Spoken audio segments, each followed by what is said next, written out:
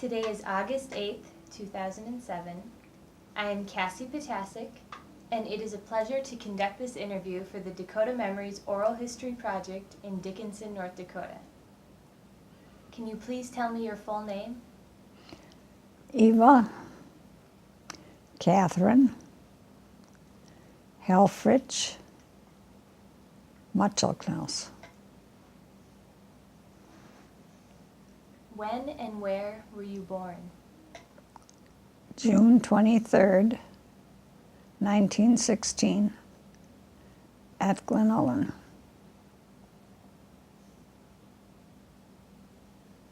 Were you born on the farm? Yes, on the farm, yes, in the home. Was there a doctor or a midwife? Those days there was a midwife that went into the homes and took care of the birth and also the mother and the baby, and I think it was that she would stay there for 10 days to take care of what had to be done.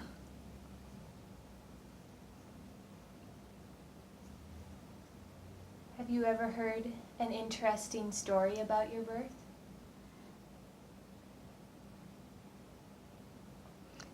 No, not really, except that this was on a farm, kind of in a hilly section. I was always fond of the spot that this is where I was born. Well, can you tell me about that farm where you were born? Well, it was just a small home, and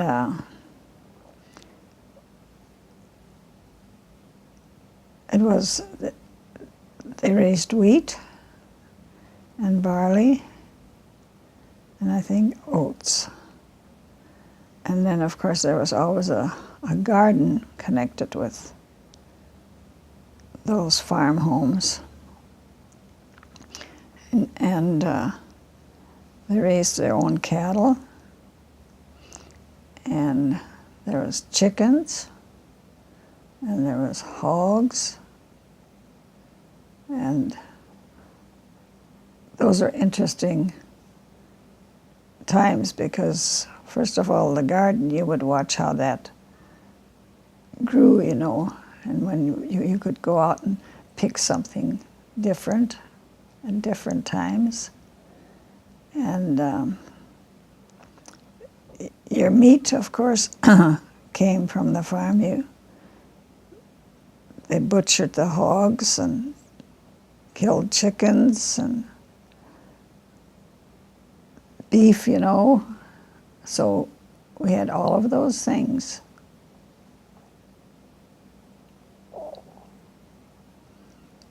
That we normally just go to the store and buy now. What else do you remember about that early farm? Oh, how you went out in the chicken coop and picked up the eggs. And the cows were milked by hand. However, I did very little of that because coming from a large family, I was the oldest and I was more of the babysitter than actual farm work, you know, like some would be right out there, you know, even seeding, I think, and I would be in the house more. Take care of the babysit, and then do some of the cleaning. Did you also help with cooking and baking? Oh, I did some, but not a lot, because there was just so much to do. When you come from a family of 11 and you're the oldest, there's lots of work that had to be done. And my parents were well organized. They got the job done, and everybody had something that they were responsible for, you know. And certain days of the weeks, you did certain things. Am I getting too far? No, you're doing great. Well, like, I'll start out with Mondays. Mondays, you kind of took care of your Sunday clothes. And my job was to polish the shoes so that they would look nice for when they went to church on Sunday. And Tuesdays was wash day.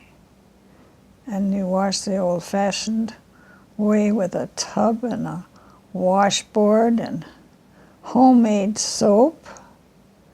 Do you remember how you made soap? Well, yes, when it was butchering time, they used some of the lard and lye and made their own soap.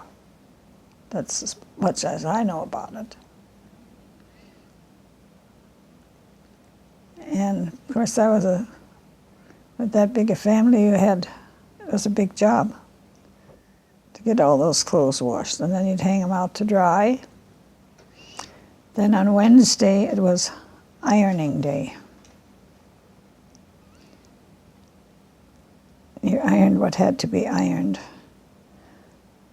And Thursdays, if I remember correctly, we were still working with clothes, and you patched clothes those days. You know, your overalls and anything else, you patched it. And it lasted a long time that way.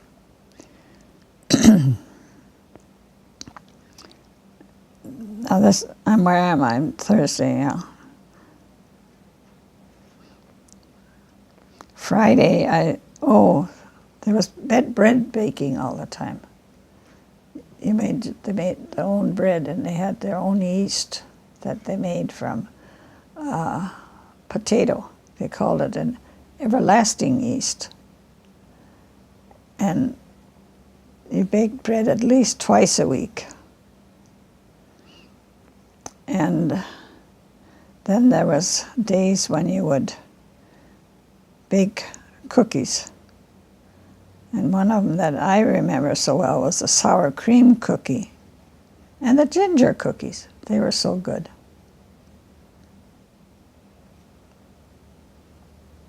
They're your favorites? Yeah, those were the favorites, yeah. Then it was cleanup day for, I think Friday we already started some of the cleaning. You had to clean the living room and the bedroom. That floors always had to be washed, and like the kitchen floors and stuff like that, you probably washed you did more than once a week. But like the living room and the bedrooms, they got a thorough cleaning on Fridays, and then Saturdays, the kitchen got cleaned again. Like, that was almost a daily thing, I would say. But Saturdays now, we have to get ready because Sunday we might have company. And when we have company, we always ask them to stay for supper that day. And one of the things my mother always made so that she'd be prepared was the old-fashioned German potato salad. And that was made with vinegar and oil and some onion, a little bit of onion in it, and whatever spice she used. I think it was probably just salt and pepper. That was so good. And something else that you could prepare ahead of time and be prepared for was maybe a ham. You'd probably get a ham ready, or part of a ham. So you had that. You had ham and potato salad, and usually there was canned vegetables and fruit in the basement in a cupboard. And you could, when you'd have company, you could always pull some of that out. But in addition to that, you usually baked pie and cake on Saturday. It was a busy day, you got ready. Of course, some of that was left over for the week, too. And of course, Sundays, you didn't do much. You went to church on Sunday. Was church always important to your family? Very important, yes.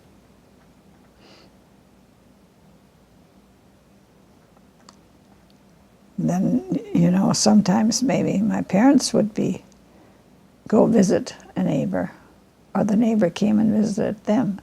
And it was just customary to ask them to stay that afternoon for supper, and they usually played whist.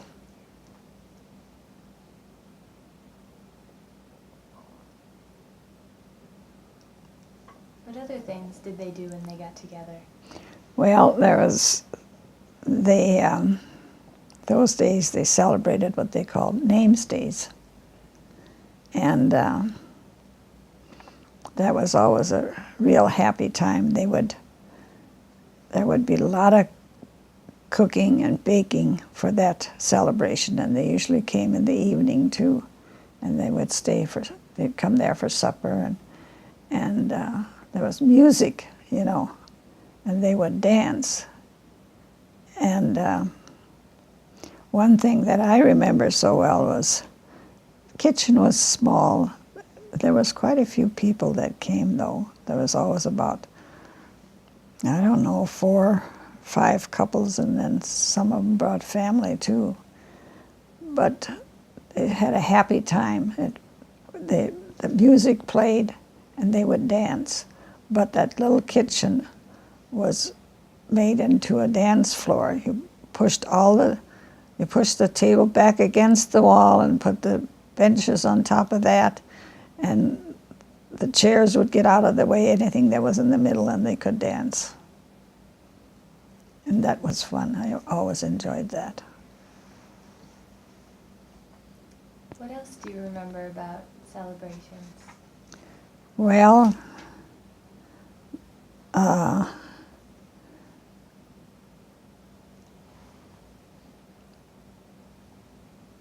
there was Thanksgiving, and those days it wasn't as elaborate as it is now, but you celebrated it somehow. And then, of course, Christmas was the big thing. And I have such fond memories of Christmas. I was maybe 3 years old, maybe only 2, I don't know. But they called it Christkindl, would come to the house and bring you gifts. And the Christkindl was a young person, and she wore a gown like my mother's wedding gown that was in the closet. But there were some wings that were made, and they were attached to this. So Christkindl came and visited us on Christmas Eve and left that. But I kind of thought that was funny, that Christkindl would have the same dress that my mother's wedding dress was. But I kind of forgot about it and didn't do too much at that time. But later years, it all came back to me. But then my dad had half-brothers. He was a stepchild. And this one half-brother, he was such a happy-go-lucky fellow that we all liked. He was a few years younger than my dad. And he was the Santa Claus. He got himself a Santa Claus suit. And he always was real nice to us. And we were told before, if we weren't good kids, Santa Claus would just bring us a lump of coal and no gifts. But we never got a lump of coal. We always got some little gift, you know. And this went on for years too. And my brother, Pete, who was only 13 months younger than I, we were buddies. And there's lots of things that we kind of figured out or tried to figure out. But after a few years, we said, you know what? Santa Claus sounds just like Uncle Matt. And sure enough, we kind of watched, and Santa Claus always kind of visited with my dad after he'd been there. And we were sneaking around, and here Dad was talking to Uncle Matt, and we figured it out that he was the Santa Claus, you know. Which was kind of fun in a way, and in a way disappointing, because I guess we realized then that it's just a fairy tale or something, you know. So, and then of course on Christmas morning there was always a nice big breakfast. And one of the things that I remember so well that we had was what they called Zuckerkuchen. That's sugar. Well, Kuchen. I don't know what else to say. Can you spell that word? Kuchen. How about the one you said first? I can't even pronounce Sugar. it. No, the German word for it. Zuckerkuchen. Yeah. Can you spell that one? Well, you just put sugar in front of the Kuchen. And that's how it... Okay. Yeah. Well, I don't know what else I can say. Do you have any questions for me? Sure. Do you remember any of the gifts you got for Christmas? Yes. One time I got a little doll that I just loved. And another time I got a little purse, a tiny little purse. And that was getting to be a little bit older then, you know. That was just something I still know what it looked like. And another thing, Christkindl and Santa Claus always brought a bag of goodies. And if there was an orange in there, that was a goodie. And then it was peanuts and candy. And I think that's probably pretty much what was in there. Maybe an apple. But all those little treats, you know, Santa Claus would bring. Is there anything else you remember about Christmas? Well, yes. The Christmas story about how Jesus was born, you know, and all that. We were made aware of why we were celebrating that. Jesus was born, and then he was in a manger, and Mary was his mother, and then the shepherds came, and I still have pictures in my mind of how they showed those pictures when those shepherds came to see Jesus. And of course, the big story that we heard was there was no room for them anywhere, so Jesus was born in the barn in a manger.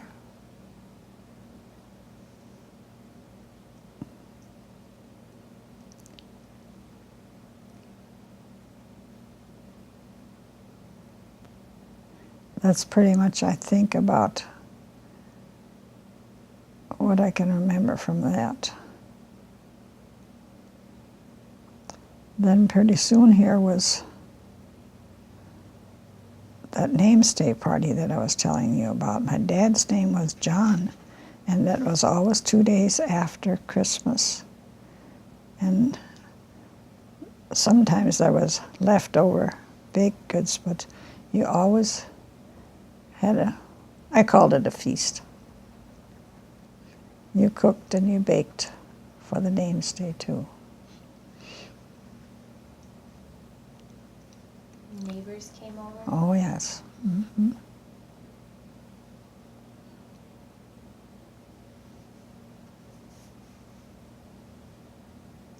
you remember anything else about names days? No. And there's some German songs they always sang. In fact, this morning when I was at the hairdresser, we talked about it. She comes from the same kind of family, and I said, do you remember those German songs that they used to sing? One of them was, Du liegst mir im Herzen. That meant, you are in my heart. And then another thing that, this was namesdays, and they would sing other songs too, but I don't remember, but there was a lot of singing, and my mother's had sisters, and they always sang.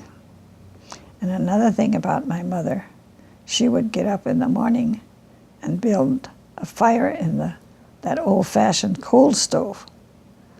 And she would get the ashes out of that, and there was a certain pile outside where the ashes went. And while she was doing that, she would be singing. And you'd wake up in the morning and hear your mother singing and building the fire in the big coal stove.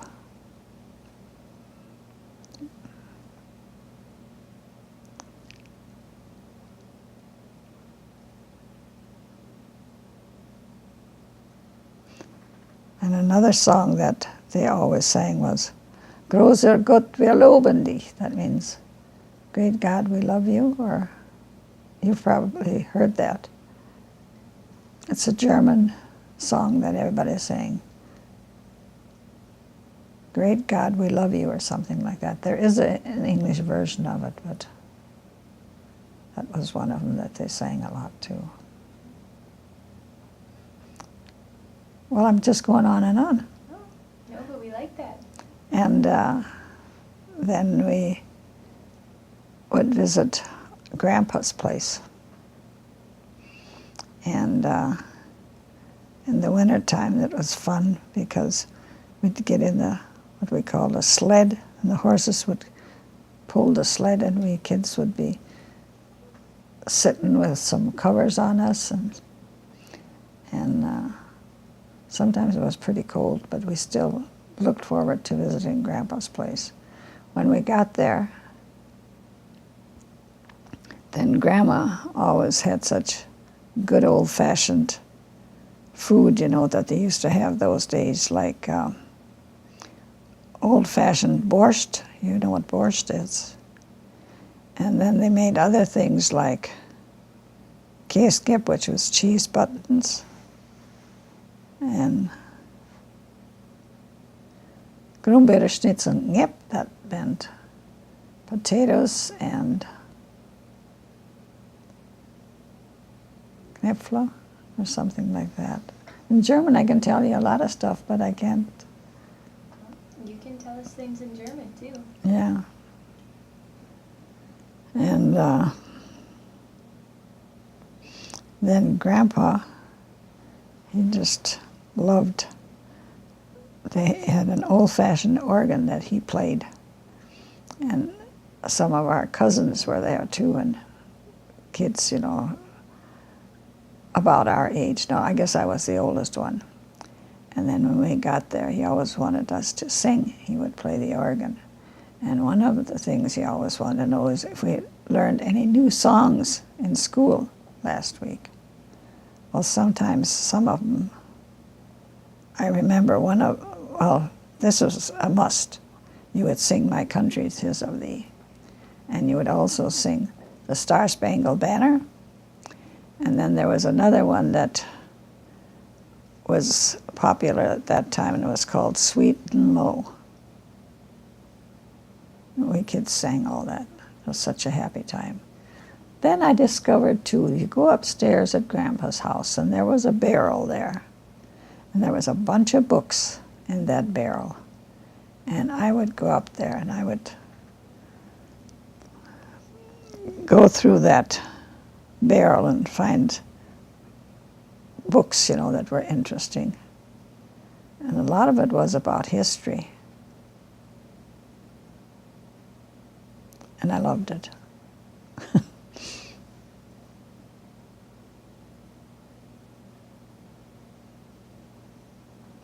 Can you tell me more about your grandparents? Yes, Grandma passed away when she was a young woman. I think she was in her late 40s or early 50s. I don't know just exactly. Then, of course, Grandpa remarried, and he married somebody that was from Canada that he knew years ago. So we didn't see much of him anymore. And we missed him. Were these your mother's parents or your father's parents? My mother's. And what were their names?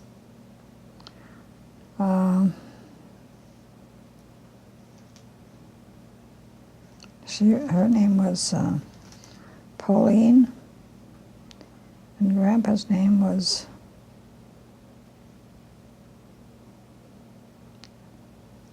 isn't that terrible? I can't think of what his first name was. I want to call him Lucas.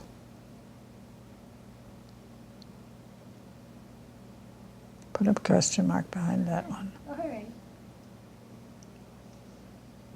How often did you see them when you were growing up? Well, I think we probably saw them maybe every other week or so. Sometimes maybe often, sometimes longer, depending upon what the weather was like.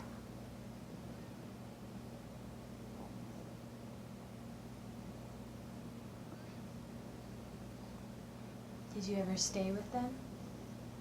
No. I stayed with some cousins one time, and that was lots of fun because they were older and they knew so much more than I did about school, and I enjoyed that a lot.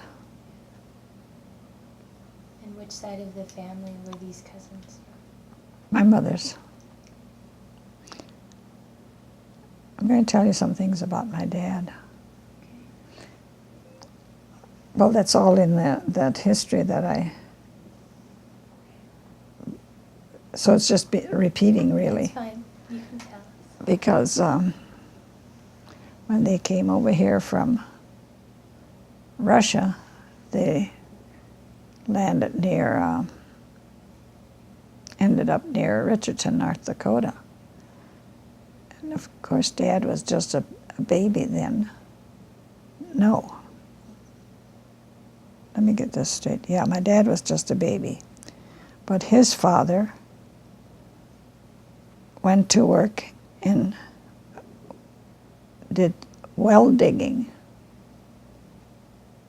They dug those by hand, and gas would come up. And this gas came up, and my father's dad died, a young man. And my father was only a few months old. So naturally his mother remarried, and he was a stepchild, too. He grew up with half-brothers and sisters. But he always missed the fact that he didn't have a real dad,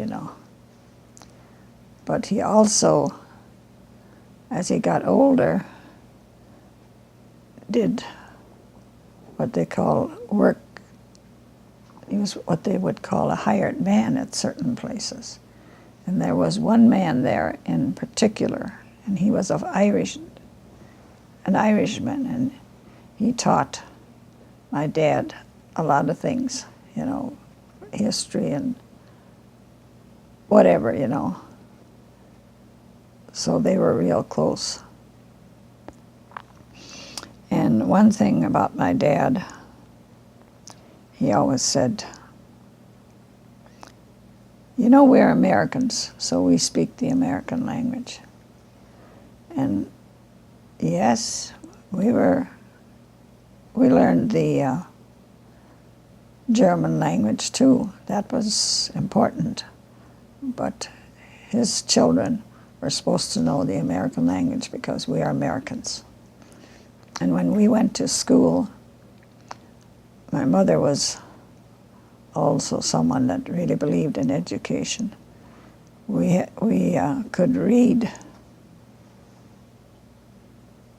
and we could say the alphabet, and we could, knew a lot of the numbers too.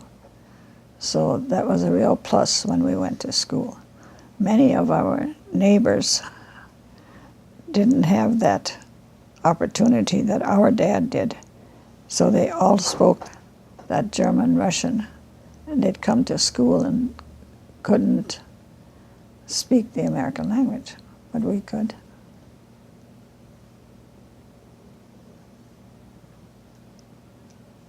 So that was a real, school was so wonderful. I loved it. Did you go to a one-room schoolhouse? We went to a one-room school, and there were all 8 grades there. And I would hurry and get my homework done or whatever, learn my lesson.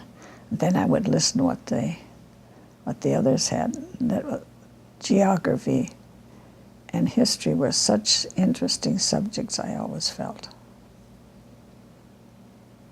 I'd listen to that. Naturally, when I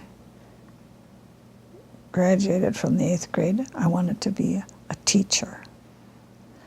But those days, Dickinson University was normal school, they called it. And if you went there in the summertime, and I think it was like 3, I don't know, it was those 3 months anyway, part of that, you could get a teacher's certificate, but you had to pay for it. The big family I came from, there was no way that they could come up with that money for me to go to normal school. So I ended up being a waitress.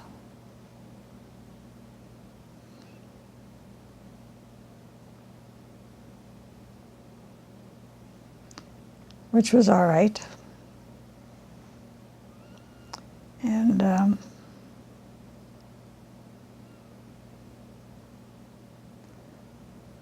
when I was a waitress is when I met my husband too. And those days when you were married and had a baby, you stayed at home. But I did work kind of part-time because my sister-in-law had a baby too, and I could work a few hours. She would take care of Gary while I worked part-time. Then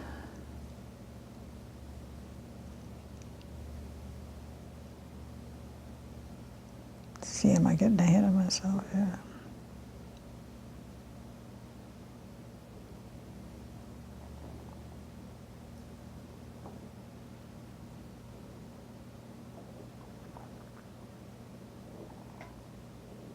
Then when Gary went to, it was time for him to be in the 1st grade, I got the bright idea that I wanted to be a salesperson. I wanted to sell things.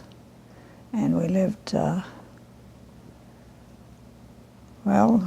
we lived here at that time already. And I went to Montgomery Ward's and asked for a part-time job.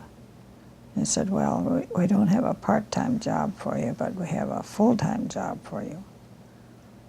I thought, oh, why can't I do that? I can do it. So I went home, and then when my husband came home that night, I said, I've got a job, but it's not part-time, it's full-time. Then he said, well, that's all right, he said. I just don't want to see unmade beds and a sink full of dishes. And I said, you won't, because you're going to help me. And that's exactly what happened. And from then on, I was a full-time employee, always doing.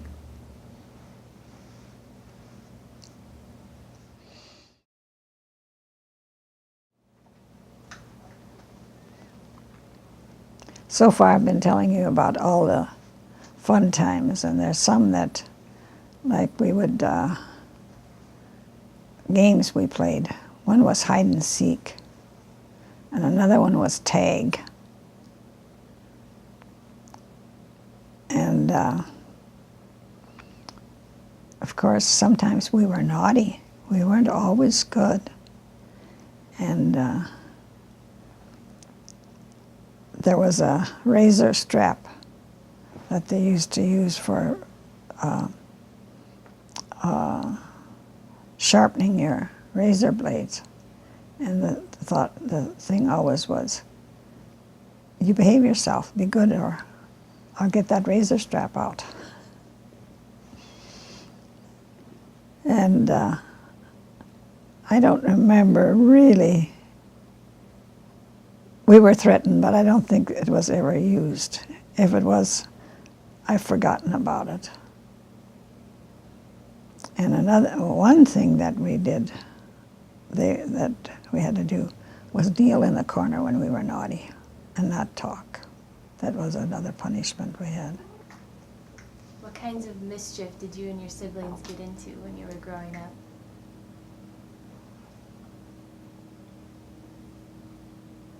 Maybe we would be arguing too much and fighting, and you quit that or else, you know. And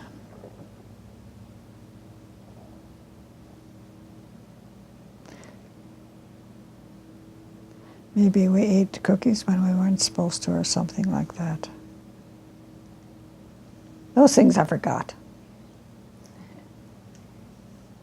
Did you mostly get along with your siblings growing up? Did everybody get along? We had our arguing and our fights. We were normal. We didn't always just agree. And this one brother of mine was a real nut. And I'll tell you a little story about him. When we were at the table, we had certain manners too. We all had our spot, and you waited your turn, you know, when the food came around. And this one time, my brother George, he was so impatient, he just stood up and grabbed the mashed potatoes. And Mother looked at him and she said, "Hook dich non, mocht I koshuf." That meant sit down and open up your mouth when you ask for it, you know.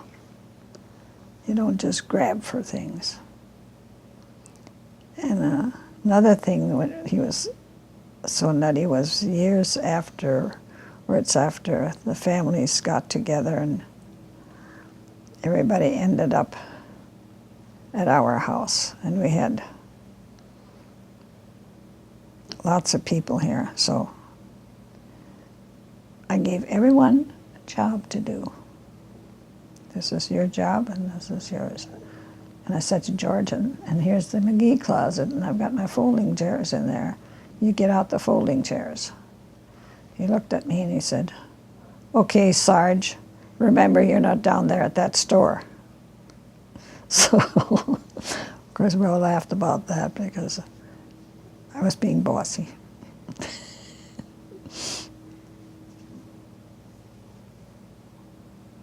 Can you tell me about any of your other siblings? Well, I had two sisters who passed away when they were, well, I call them babies. course, that's in my history too. One of them was 2 years and 8 months, I think, and the other one was 1 year and 4 months or something like that. Those days when you got measles and you got pneumonia, that was it. And they passed away just a few, 6 weeks or 8 weeks apart. So I didn't have any sisters, but I had all these brothers. And we were all close together, like I have, right now, to give you an idea, I have a brother who is 90 years old. I have one that is 89. I have one who is, one of them is going to be 89, the other one's going to be 88. And then the two little sisters were in there that passed away. Then there were 2 more brothers, And all of a sudden I did have a little sister, and I just loved her. And my brothers said, she can get by with anything, but you sure don't let us get by with anything. So this one day, I was scrubbing the floor, it was on my hands and knees, and you don't walk on the wet floor, But my little sister did walk on the wet floor, and as she went by, I just gave her a little pat on the butt, And of course she cried, and then pretty soon I cried, because I hit my little sister, of all things. And that was something that my brothers would never let me forget. What was that sister's name? Alice.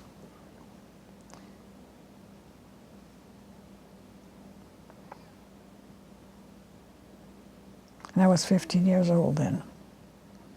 I lived with all these brothers all those years, so I had to be kind of tough.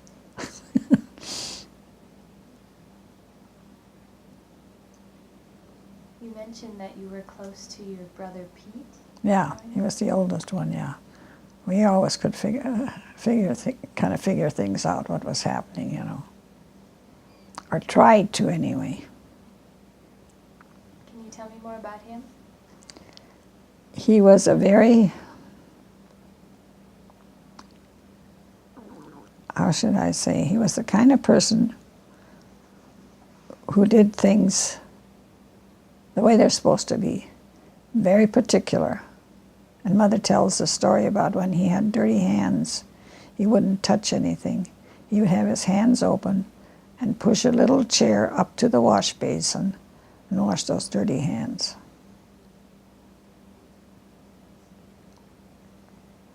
So all through the years, we've always kept in close contact. And George, that was the one that said I was the Sarge. And to this day, they call me the Sarge. And Tom, well, he was just kind of ordinary.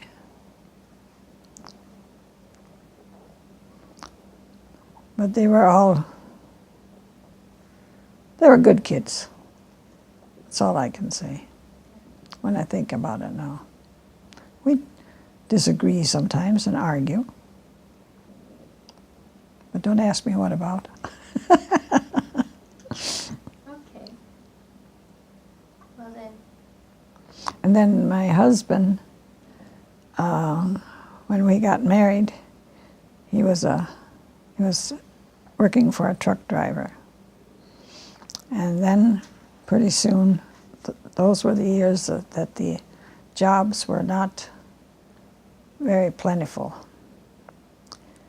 And he got a job as a bartender, and that's what he did all his life. So, like we were downtown, he was at what's now the Esquire. That's where he was, and what is now, was a furniture store, but I hear that they quit That's where Buttery Clothing was. And I was there for 22 years. And then I went up to the mall. When the mall opened up, of course, the downtown places did close. And then, you know Christopher Banks, don't you, the store? Well, that was called Bronze at that time, and I opened up the Bronze store at the mall and was there for a few years. And then when I retired, I still worked part-time there. So I was always selling clothes. Couldn't teach like I wanted to, but I enjoyed what I was doing.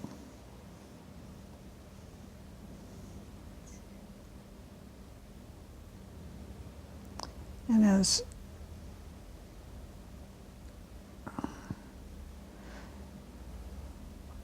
those days, you got along with what you had. You didn't go in debt, and you managed. Like when my son was, well, I guess he was probably in high school or already in college. I said, well, I even planned my meals, what I was going to have each week. I had so much money, and I could spend so much money, and, oh, Mom, you didn't do that. I should have said I sure did. And that's how you did it. If you didn't have the money, you didn't charge.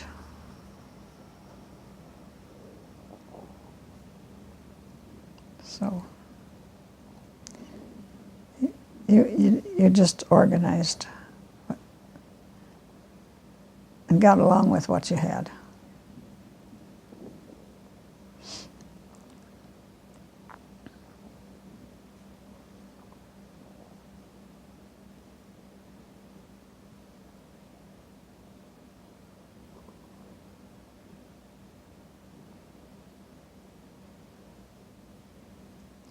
Where should I go now?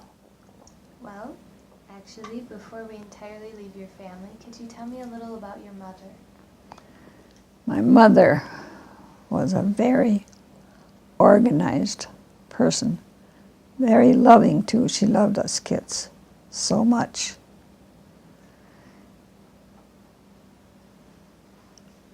And we were brought up as Catholics. Of course, I'm not a Catholic anymore, but the rest of my family, most of them, yeah, I guess they all are. And you would study catechism, you would memorize the catechism and all that.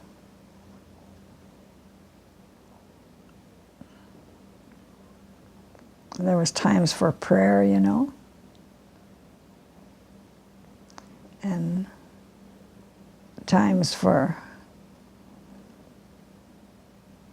when it was just fun, you know. You did fun things too. She was a very loving, organized person. I don't know what else to say. What was your relationship with her like?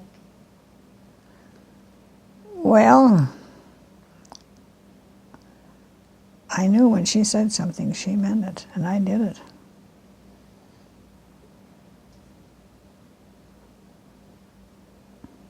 How about with your father? What was your relationship like with him? The same way.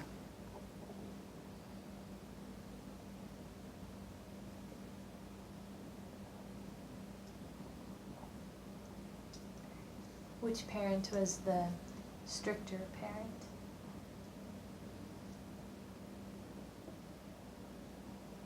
They both were.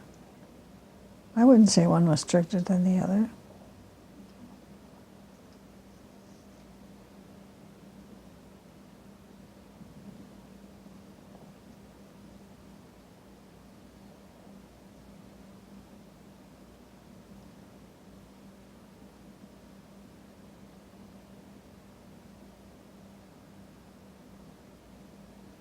Were you closer to one or the other? I would say I was closer to my mother. Spent more time with her? Oh, yes.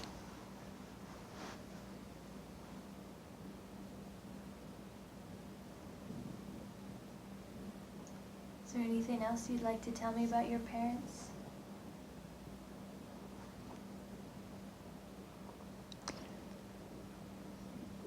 Well, when I think back, they were wonderful to do the things they did with what they had.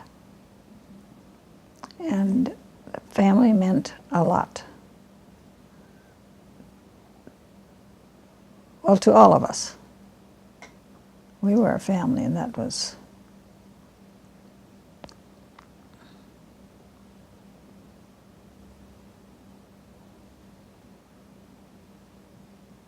I'll tell you, though, when I fell in love with my husband and he wasn't Catholic, they didn't approve of that. So that went on for about,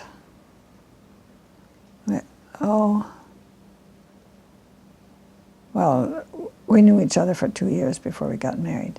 And then we just got married, and there was no religion anymore. Well, he never did have any. And for me, it just wasn't there anymore after all that. So we had this son, and we kind of did some things that would let him know there was such a thing as religion when he was a little kid. So he started school, and was in the first grade, and this one little guy said to him, "Gary, why do you go to Sunday school?" And Gary said, "I don't go to Sunday school." And then this little friend of his said, "Why don't you go to Sunday school with me?" And Gary said, "I have to ask my parents." So he came home and he said, that Don was his name, said he'd like to take me to Sunday school. Can I go? And then it was just like that. Both of us, I guess, said, yes, if you want to. So this was like way back in 19 what?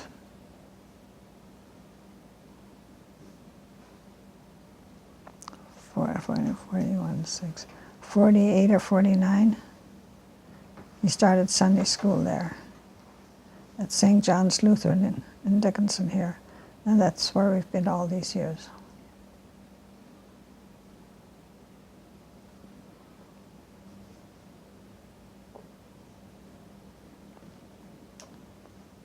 Okay. Well, can you tell me what church was like when you were growing up? Well, when Catholics were strict, you know. And of course, that was okay for me. But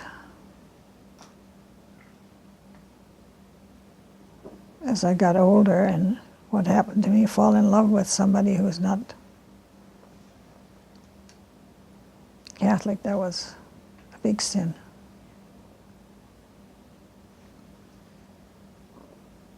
So I was a sinner. Yeah. And your parents didn't take that well? No. No. But turned out okay. Nowadays, that's not like that way anymore. You know, it's different. But that's all right. Those are things that you put up with in life, too. It's not all roses.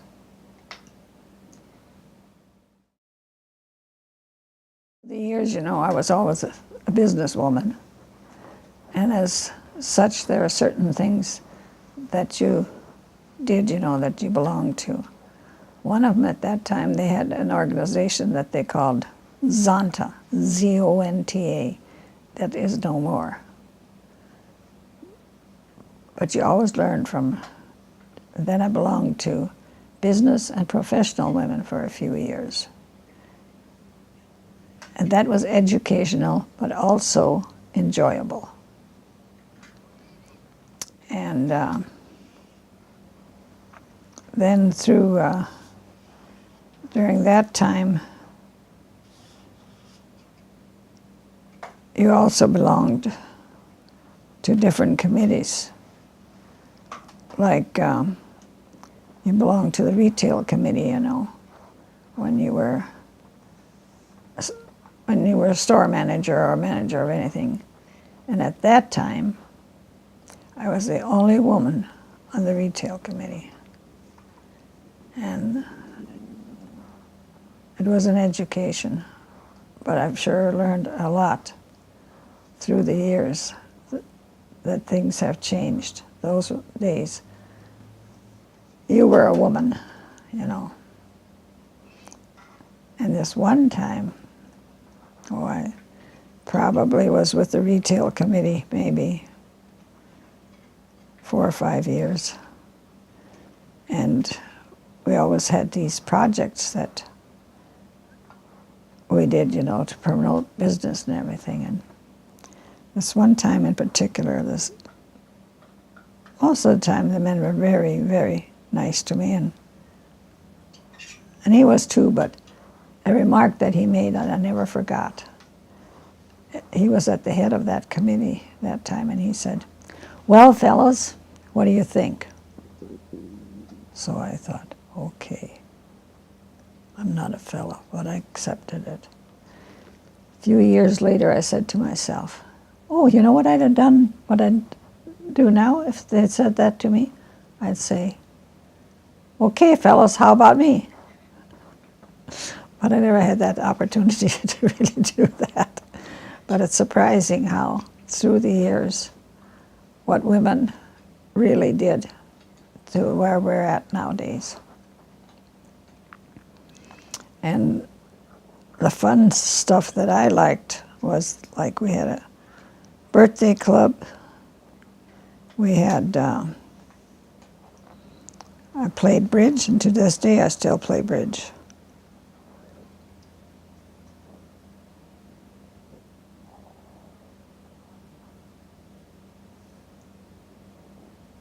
Then I belonged to, you probably never heard of it, but it's Rebecca's and Oddfellows.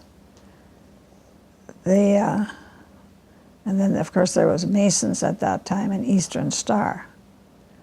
But I belonged to the Rebecca's, and I am now a 58-year member. And we are just on the verge of where there isn't going to be any more Rebecca's.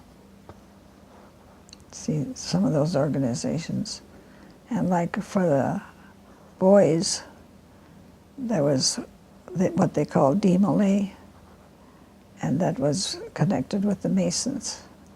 And Gary belonged to that, and there's always interesting things to do.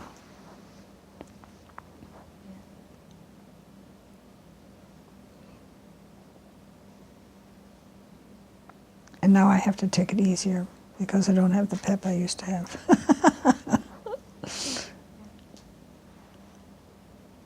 But I go out for lunch, and we still play cards.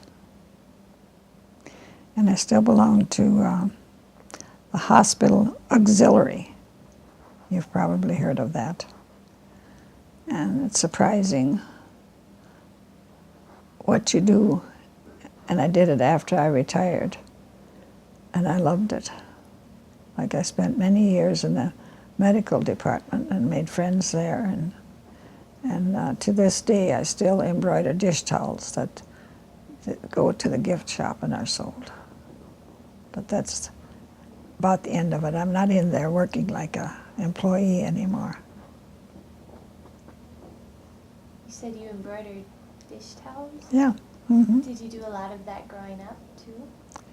Yes, my mother did embroidering. That's where I learned it. And she, not that alone, but they embroidered pillowcases too, you know. And like tablecloths they would have that would be embroidered. And also pillows, pillow tops that you had on your bed maybe, or in the Davenport, that were embroidered at times. So, How about sewing? Did you make most of your own clothes growing up? my mother did. Made all my clothes growing up. And when I went to high school, we lived on the farm, but I would go to,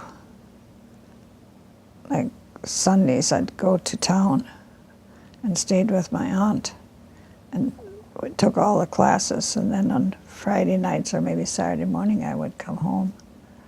And then there would be lots of chores for me to do then too. And I had 2 different outfits. I'm going to shock you now. Well, I guess maybe I had 3. There was one that I kind of used for going to church. And then one week I would wear this one outfit every day to class. And then the next week I would wear the other one. And then my mother would see that it was all cleaned up and attached or whatever had to be done with it.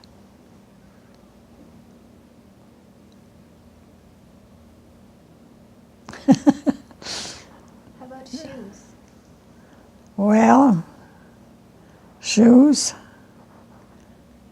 the kind of job that I had, you wore sensible shoes, is what I called it. And as I got to the, I worked for Montgomery Wards first of all, for about 9 years, and I was just a clerk there, but I sold clothing. Then when I went to Buttrey's, they had a clothing store. And that was really nice clothing. And there used to be in Bismarck, what they called Richmond Bootery, that just sold shoes. And I used to buy 1 pair of shoes that I wore to work. It was good to my feet, let's put it that way. Then, of course, you had those high heels that you would wear. But I didn't wear them to work. A lot of people did, but I didn't because they hurt my feet. I wore those shoes that, it was a certain brand, and a lot of the girls did wear them at that time, if you were on your feet all the time. So, you just took care of yourself through the years.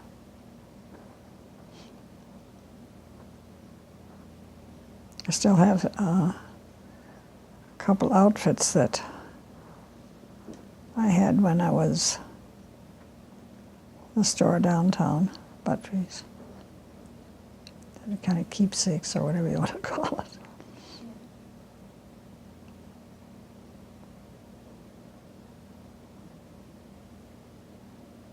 I don't know what else I can tell. Well, can you tell me a little bit about what health care was like when you were growing up? For one thing, we had good square meals all the time. We had breakfast and what we called, now we call it lunch, but we always had dinner at noon, and that was a well-cooked meal. You had your meat and potatoes and a vegetable, and then you had some kind of a dessert. Sometimes it was just a cookie, but my dad liked to have something sweet, and sometimes I remember we even just had choke cherry jelly. We would have a piece of choke cherry jelly bread that was sweet too. You know, you could end up with that. So as far as our food was, and they grew the vegetables, they raised the chickens and the hogs and the beef we had, and milked the cows and made our own butter, and there was always sour cream in the basement in a cream can. That you used sour cream and butter a lot. So we had well-balanced meals. And like when my husband died, which is 22 years ago, my mother said to me, "I hope you aren't going to be like I know some women when they lose their husbands, then they don't cook anymore." She said, you just keep on cooking like you always did. She said, you eat your 3 meals a day. I haven't forgotten it. But that was such an important thing that we ate right. Then, as far as health, oh, sure, we had measles. I remember we had mumps. And you just stayed home from school and rested, and we'd have these colds, and there was treatments for cold. You would, I think it was what they called mentholadium. If you had a real bad cough, you'd put mentholadium on your chest and warm towels, and be in bed. And it was just rest and little things like that you did when you didn't feel well and you stayed home from school. So. Are there any other home remedies that you remember? Yes. When you couldn't breathe well, because you had a cold, there again, I think it was mentholatum. They heated the water, and they put that ointment in the water in a kettle, and then you sat there with your head over that kettle and a towel over your head. You breathed in that mentholatum and hot water, and that kind of opened up your nose, and it also helped your cough.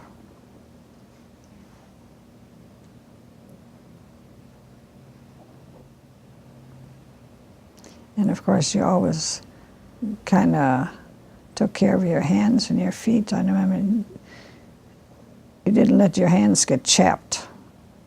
You washed them and dried them well. There was some kind of a lotion that we used, but as I grew older, but I don't know what it was.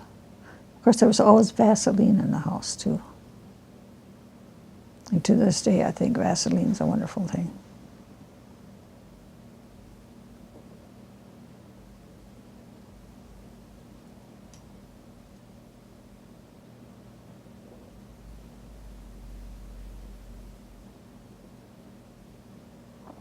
Did you ever visit a dentist? Yes, I didn't. We didn't have toothpaste those days, but you used either salt water or soda and brushed your teeth. You did that every morning.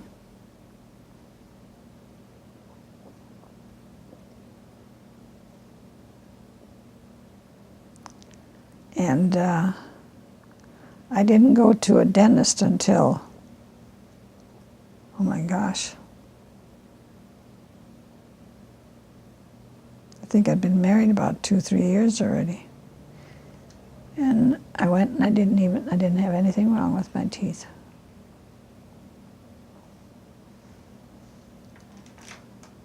Because I suppose we brushed our teeth with soda and salt water, I guess. I don't know. But I didn't. To this day, I don't have any real problems with my teeth.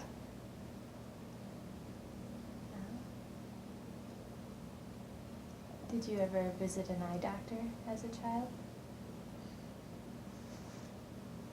No, I don't remember that. But I did years afterwards. And I guess I was considered farsighted then. But I was already married and working person, So. Okay. How often did you visit a doctor when you were a child?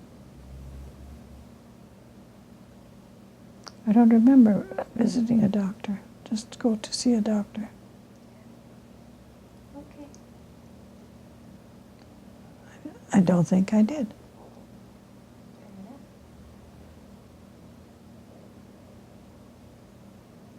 Is there anything else you remember about healthcare when you were growing up? Keep clean. That was a big thing always. Clean hands and keep your surroundings clean, like you'd have those wash basins, Keep them clean.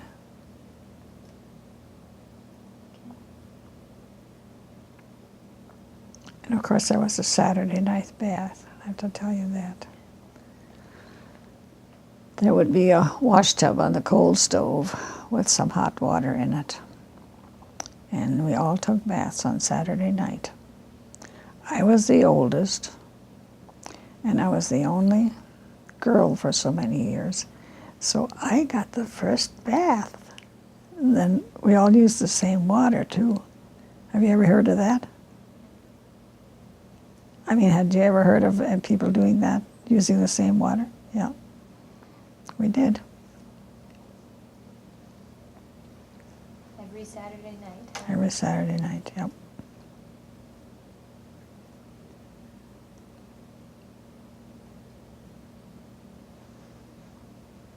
Did you had homemade soap?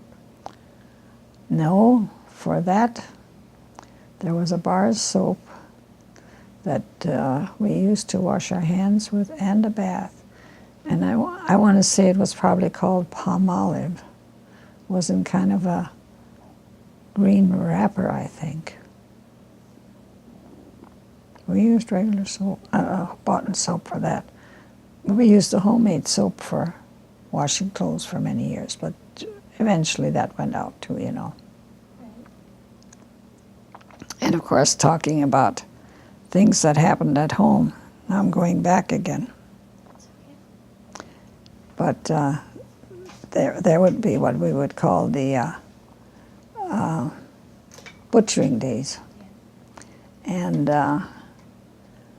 the neighbors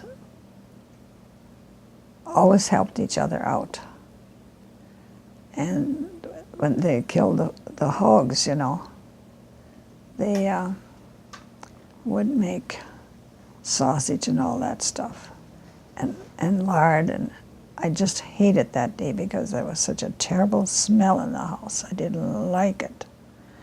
Not that alone, but they cleaned the intestines, you know, and then they made sausage and used those same intestines, you know. Then you had bacon and you had ham, and that was cured in some kind of a barrel or something. And also ribs, they would put in a barrel too. So we always had meat, and we always had food, and it was home cured and home baked food. And now that I think of it, I think that was a lot better than some of the food we go to the store and buy nowadays. Packaged and all that. With all that sodium and blah, blah, blah, what's on it.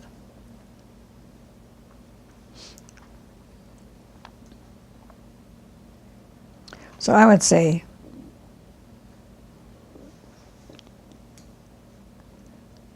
they were happy years, but I'm not saying that there weren't problems too. There were problems that came along and you just lived with them. What were some of the hard things? Well, like my dad, you know, ended up in the nursing home, and my mother did too, you know. But they were of a good age. Like my dad was 84 years old and had taken care of himself all those years, and my mother was 5 weeks from being 90 years old. And she always took care of herself real well. So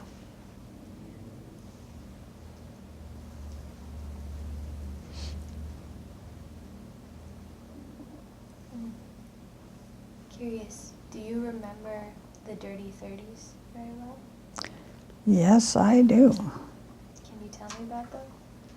The dirty 30s. Well, for one thing, when I told you that you only had those clothes, you know, that I wore, and you washed them all the time and you patched them, you didn't throw clothes away. You'd even take the patches off of the overalls that my brothers had and put another patch on. And the food, like I said, it was homegrown, but you didn't waste any food.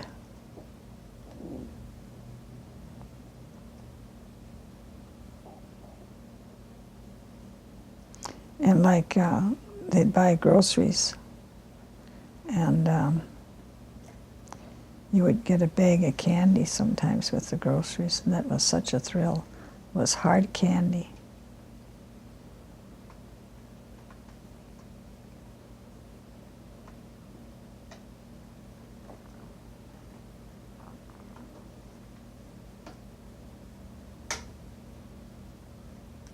That's enough, isn't it? Just, do you remember any dust storms or? Yes. Mm-hmm. There were sometimes three-day dust storms where it was so dusty you didn't want to go out.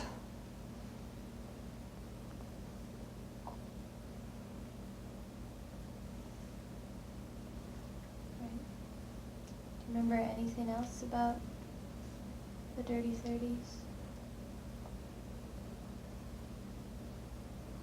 Well, it's just that you didn't have much and you just managed with what you had.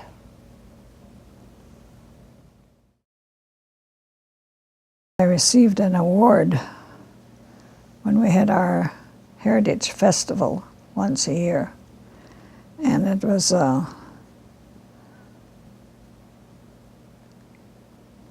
they called it a pioneering contribution to the community in the field of retail, because I sold clothing all the time, and I can really say I loved it. It was such a thrill to have people come back and say, I need something, and we girls could help them. In fact, just the other day, I was at Christopher Banks, and Peggy is now the assistant manager there, and she was the little gal. She was graduating from high school. Well, she was still in high school. She used to always come in and just loved those pretty clothes, you know. And she would babysit, and she would spend her money buying something with her babysitting money. In fact, she tells the story that her first babysitting money was spent at Buttrey's for a top that she liked. And of course, now that's so many years already, and we were kind of laughing and joking about it. And in fact, she even remembered how we kind of kept a file for some of our customers, and what they liked. And then when we'd get a new shipment, we would call these customers that we just received this. Would you like to see it? And they would come down, you know, and look at it, and good share of the time, if they didn't buy something that day, they bought another day. And another service that we had that was different, that you don't have anymore now, there would be people, like at Christmas time or birthdays or whatever it was, the men or, you know, would come in and say, well, my wife's got a birthday. What have you got for her? Well, yeah, we've got something for her. We even knew the size. And that's the kind of service that you used to get years ago. Now you don't get that anymore. And we girls really enjoyed it. Like I say, just the other day we were chuckling about some of the stuff we used to do. Because she's young and I'm an old lady now, but I still remember.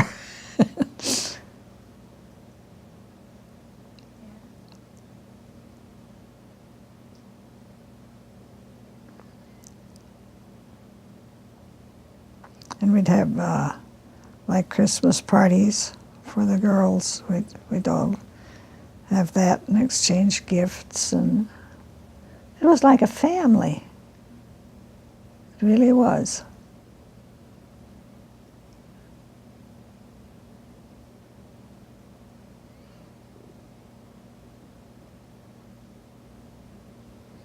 So I think that's about it. Okay. Do you want to hold up that camera?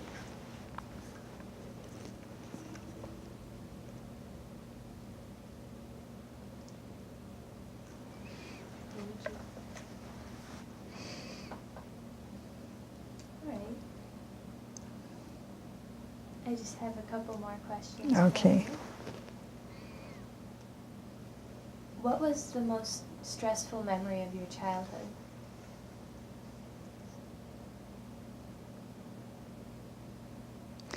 Well, in childhood, I suppose when my two little sisters passed away.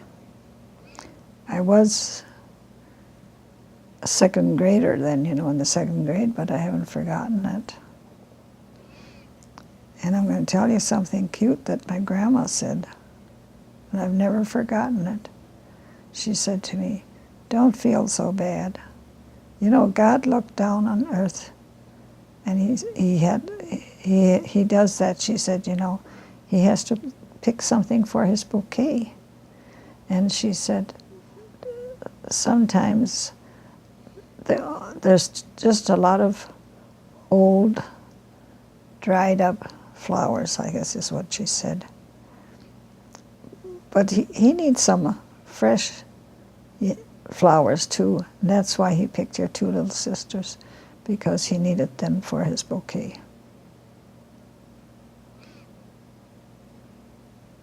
What a neat thing to say. Yeah. See, and I was a second grader, and I have not forgotten that. I was very, very unhappy, but I remember her saying that.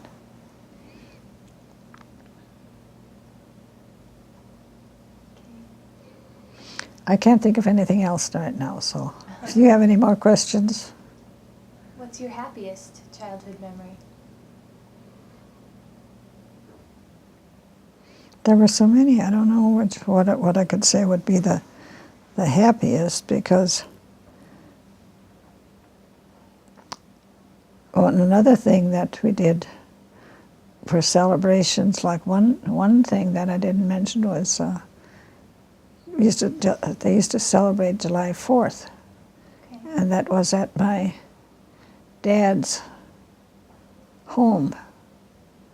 And then there would be ice cream cones. Did you make What? your own ice cream? No. Yeah, I think we did make our own ice cream, but I think on the July 4th they bought that ice cream in 5-gallon containers, and then they had cones. We had ice cream cones, and what a thrill that was. An ice cream cone. It was a real thrill. What else do you remember about celebrating the 4th of July? I remember that sometimes I had a stomach ache because I got too excited, and we had to pay for it too. The ice cream cones were a nickel,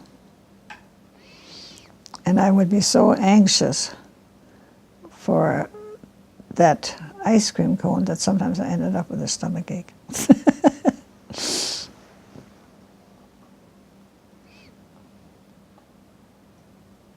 Right. Is there anything else you'd like to share with us about your childhood? Yes. I just happened to think of something. My dad's half-sister and she was my aunt. I just loved her. She was 2 years older than I. And her and I got to be real buddies. And like my sister said, she educated you. And we would share so many memories together. You'd go to those places. You'd go overnight, stay overnight sometimes, and you'd sleep on the floor. And that's her and I had our special spot. And we'd share all these memories. And through the years, we stayed friends until she passed away. What was her name? Caroline, Aunt Caroline.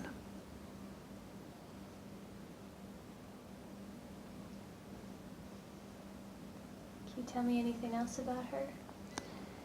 Well, when she didn't have a family of her own, and she was such a clean person, her house was just spotless all the time. And she was a good cook too.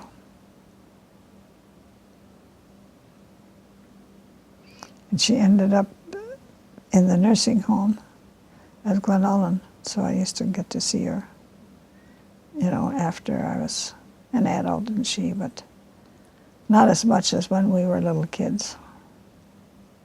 She was a grown-up. I could ask her any questions, And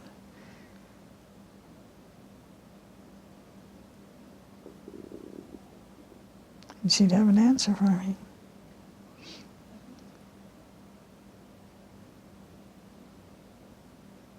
Is there anything else you'd like No. to add about your childhood? No. All right. Then can you tell me, how old were you when you started dating? Oh, my first date, let me think.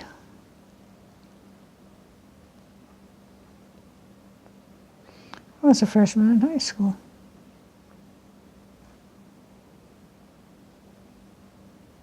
Do you remember where you went? Went to a show. Those days you'd go to a movie, What kind of movies did you go to? Not like the kind of movies we have now. There was always good stories in it, that was interesting.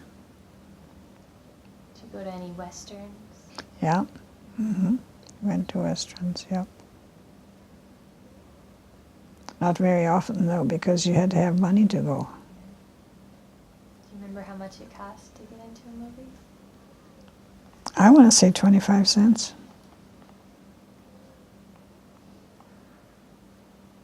And you saved for that, too.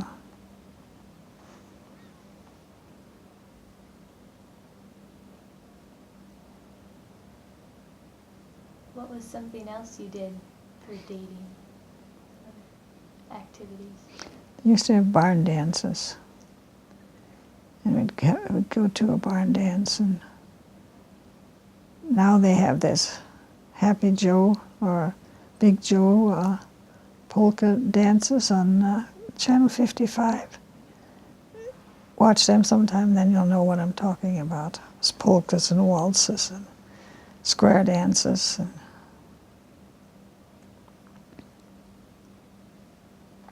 And we'd have picnics a lot.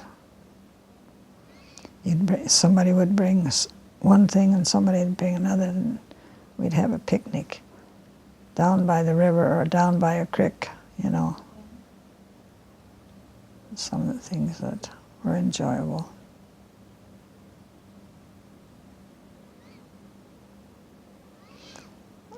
Some of them really liked to go to rodeos, but that was not really my thing, but it was something that was done at that time.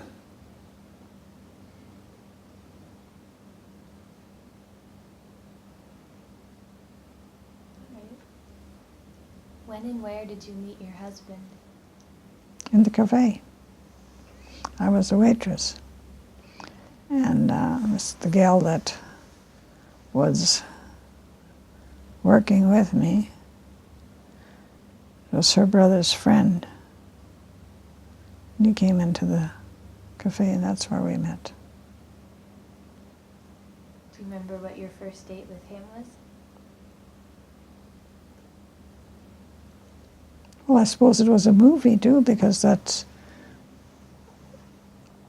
what you always did, go to a movie or to a dance, or something like that. You'd have regular dance. Saturday nights, there'd be places you could always go to dance if you wanted to.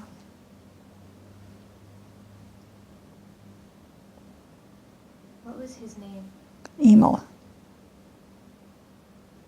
E-M-I-L. And he was a very kind man. And patient, to be with me anyway.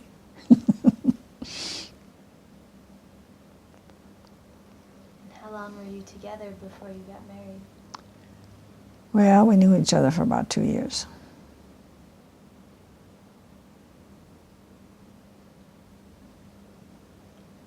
me about your wedding? Yeah. We just made up our mind. This couple, this friend of mine, you know, when her and I were waitresses, she got married, and we still stayed friends, you know. And this was in Hebron, and we eloped. We just got married. Went to the. We didn't go to. Went to a Methodist church in Bismarck and got married. How did your parents feel about that? Well, they were very unhappy with me, of course, but oh, I shouldn't say that, but I will anyway. All through those 2 years, they were not interested enough to meet him. So, but they got over that, and they were nice. They got to like him, and we were friends.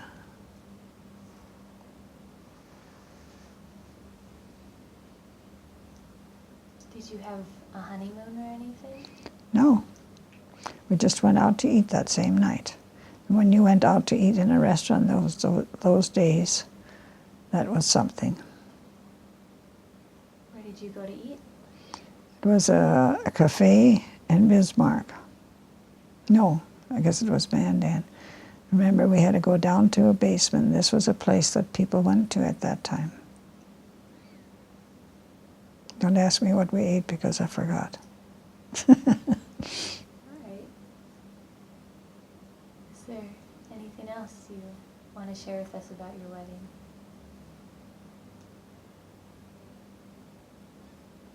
Well, we went to his parents, and of course they approved of me, you know, all along. So we went there that night, and before that he stayed at home, and I had a room, and they asked us to stay at their house. So that was our honeymoon.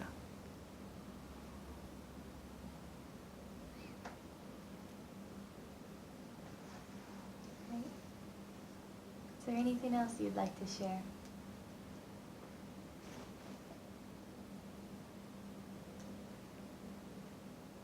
I'll think about it tomorrow.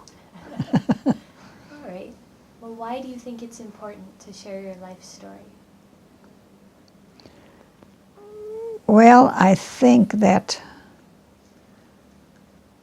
a lot of people don't realize what it used to be like and how we had to manage to do the things that we did, you know, with what we had.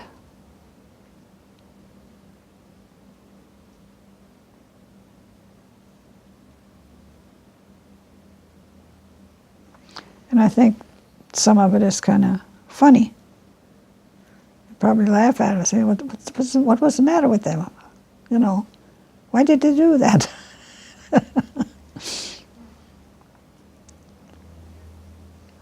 But that was life then. We were married for 46 years. Wow.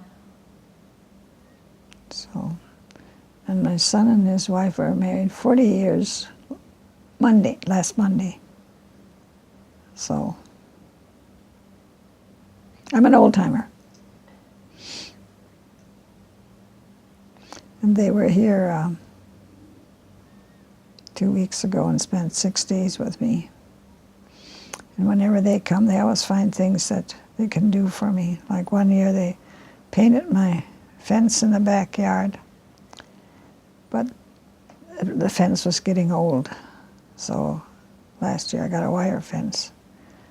And also I had a big tree in the front yard, and that went bye-bye. So they planted that little tree that's out in front now. Then this year, my garage door looked just terrible. And if I would have had any pep, at one time I'd have just painted it, but, well, can't do it no more, so forget it. And I never mentioned it to them or anything, never even thought about it. Well, they were here and they said, Mom, we're going to paint your garage. I said, what you always come and work? Let's just have fun. They said, well, we have fun and that too. Well, the temperature was 102, 104 at that time, you know, all those days that they were here. But they went out there and started it anyway.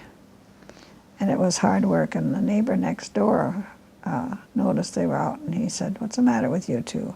Why don't you just buy a door? And I guess they said, oh, can we do that? Like, they're from California, I suppose they thought you had to build the door. They didn't know it. I don't know, they probably knew but didn't think about it, that you could just buy a door. And he said, that's what I did. So he took them over and showed them the door, and then they got a hold of me and they said, Mom, we aren't going to paint your door, we're going to buy you one. And they did. And now I have when you go out, look at my nice new door. And then there was little specks where it needed paint, and they painted that all up and made me real happy. So, one son, and he has to be in California.